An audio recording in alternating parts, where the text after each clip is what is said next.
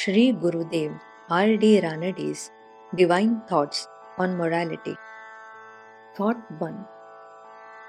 Unless we are morally pure, we cannot make any progress in our spiritual life and realize God.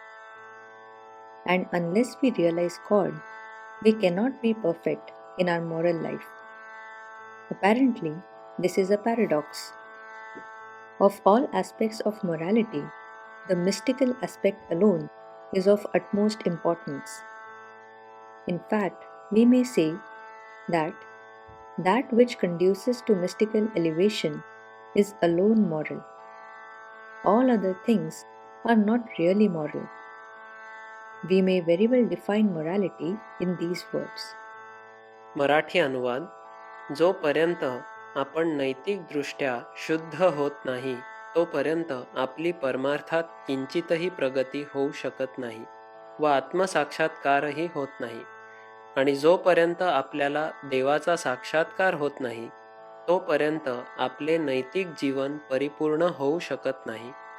सकृत दर्शनी हा एक विरोधाभास आहे. नैतिकतेच्या सर्व अंगांमध्ये केवळ आध्यात्मिक पैलूच सर्वात महत्त्वाचा आहे.